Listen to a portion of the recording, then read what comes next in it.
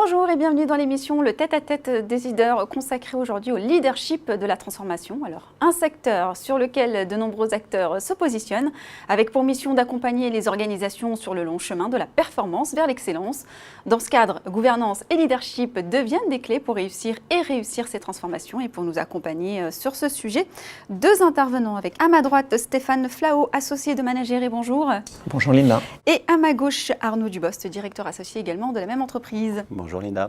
Alors, on va commencer avec vous, Arnaud. Quel constat vous faites aujourd'hui, finalement, du leadership de la transformation au sein des entreprises à ce jour ?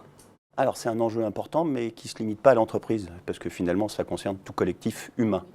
La transformation en entreprise et dans d'autres organisations est souvent aujourd'hui vue au travers du prisme de la digitalisation, du risque d'ubérisation, de l'avènement annoncé de l'intelligence artificielle. Et donc, les leaders prennent ça en compte, modifient les business plans, mettent en place ou élaborent des plans de transformation stratégiques qui oublient ou ne mettent pas assez en avant l'aspect humain, qui est pris en compte. Avec deux hypothèses de manière générale. J'ai un super plan, il est pertinent, il est indispensable, tout le monde va suivre. Et puis le deuxième, c'est de toute façon, on a nos Gaulois réfractaires au changement, donc il va falloir faire avec, ça va être compliqué. C'est génial d'avoir un projet qui est différenciant, mais si personne ne veut y aller avec vous, c'est un petit peu plus compliqué. Avec du coup la tendance, pour beaucoup dans les organisations, de vouloir mettre en place des team building là, qui ont assez peu d'impact après en aval, parce qu'on revient dans son quotidien métier, peu à changer. De vouloir mettre en place des accompagnements vraiment sur la conduite du changement, on essaye de trouver des leviers sur lesquels agir, mais là aussi on ne prend pas forcément tous les éléments de l'écosystème en compte, ou bien, parce que c'est assez populaire, des sujets autour du management de la génération X, Y, Z, BMW ou que sais-je, plutôt que de se poser parfois un peu les questions dans l'environnement, qu'est-ce qui pourrait faire qu'on pourrait se mobiliser vers cette transformation. Quelles sont les évolutions finalement espérées, attendues et les bonnes pratiques à mettre entre les mains de ces leaders pour accomplir ce changement ? Comme le changement, c'est compliqué puisqu'il s'agit de remplacer des habitudes ancrées de fonctionnement dans le quotidien par de nouvelles habitudes, de nouvelles routines, et que finalement, tout ça, ça se joue en partie au niveau de l'inconscient.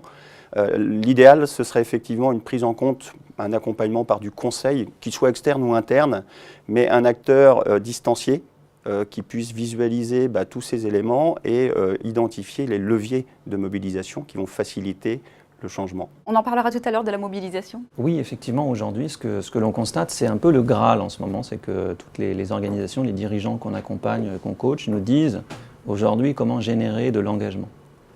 Et c'est vrai qu'on se retrouve face à des situations où on a des collaborateurs qui sont très très bons, qui ont appris ça, pour manager la performance, pour délivrer, pour mesurer, pour décliner.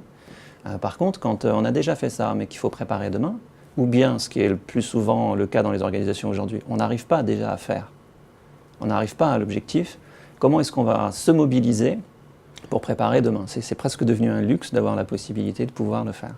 Et là, derrière, il y a beaucoup de nuances. Le collaborateur qui est motivé, peut-être celui qui est vraiment mobilisé, celui parfois qui est désengagé.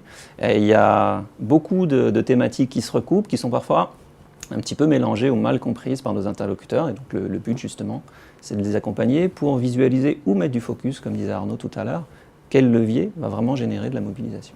Alors précisément, vous semblez marquer une certaine disparité entre collaborateurs motivés et collaborateurs mobilisés. Quelle est-elle ? Absolument. Alors c'est vrai qu'on connaît tous des collaborateurs qui sont motivés, c'est-à-dire qu'ils ont de l'énergie pour faire. Ils se lèvent le matin, ils ont envie de faire, voire même ils ont un contentement dans ce qu'ils font parce que ça leur convient, c'est lié à leur référentiel de valeur. Mais ce n'est pas forcément ce qui est demandé. Quand on est mobilisé, c'est qu'on met son énergie au service d'un projet collectif.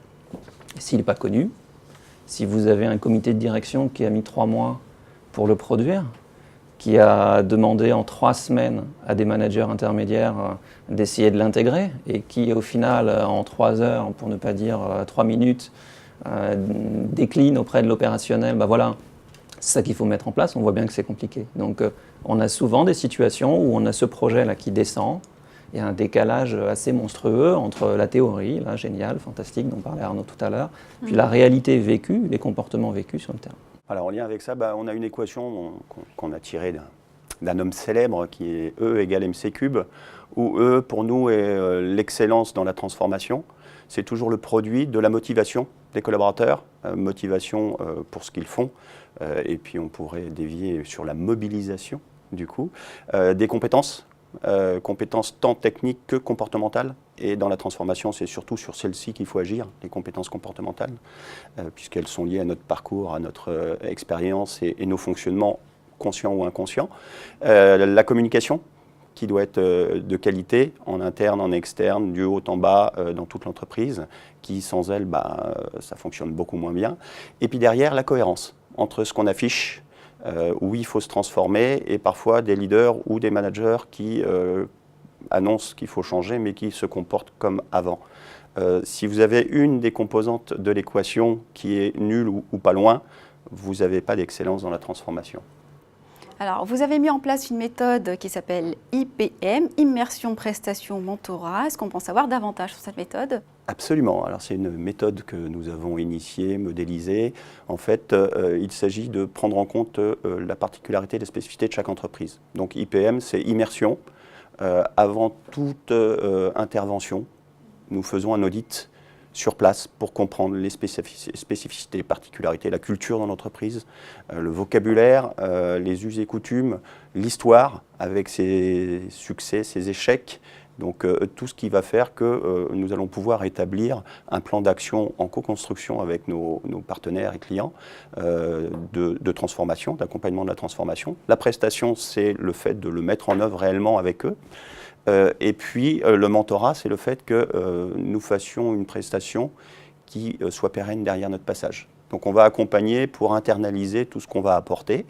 Et ça se traduit ou ça se concrétise tout ça par un contrat de performance où on indexe une partie de notre rémunération sur l'atteinte d'objectifs qui auront été fixés en amont dès l'immersion. Pour faire écho avec ce que disait Arnaud, l'idée c'est dans une phase d'immersion d'aller regarder un prisme de performance qui est un peu différent, qui n'est pas juste celui des indicateurs habituels, les KPIs, Performance Indicators, mais d'aller regarder plutôt des KBIs, donc des Key Behavioral Indicators. Ça veut dire quoi? Ça veut dire regarder pas juste les résultats, les comportements qui génèrent les résultats, et mettre les conditions facilitantes pour que des collaborateurs soient en possibilité, par exemple, là, de délivrer cette expérience vraiment différenciante. Aujourd'hui, est-ce que vous avez des exemples concrets pour incrémenter ce leadership ? Alors, on a une méthode, nous en parlions tout à l'heure à Tunis hier dans une banque de la place pour justement les accompagner sur cette transformation. Ce que nous faisons, c'est que nous partons de l'existant du collectif. Nous avons un outil qui nous permet de mesurer les valeurs, les talents, les moteurs du collectif et des individus, les leviers de mobilisation, les axes différenciants, et on va établir ces éléments de différenciation. Et ensuite, simplement, l'adapter pour la mise en œuvre du plan de transformation et pas la démarche inverse où je vais décréter un plan de transformation et derrière essayer de rapprocher les talents, les moteurs, parce que ça ne fonctionne pas correctement, ce n'est pas dans le bon ordre. Tout à fait. Et puis du coup, ça se décline en aval. On parlait tout à l'heure de l'IPM sur la partie mentorat, ça se décline aussi sur la possibilité d'aller outiller vraiment sur de la pratique pour le leader. Deux exemples qui permettent de visualiser. Partez d'une situation par exemple où je ne sais pas si vous avez des enfants, mais si par exemple votre enfant pour la première fois fait du vélo sans les roulettes. Donc c'est une première. Il ou elle a eu l'habitude depuis longtemps de pouvoir réussir, et puis c'est une première, vous lui expliquez comment faire. Donc c'est nouveau. Il ou elle essaye, et il ou elle malheureusement tombe. La question sur ce moment-là, il y a un échec. C'est qu'est-ce que je regarde? Est-ce que je m'intéresse au résultat?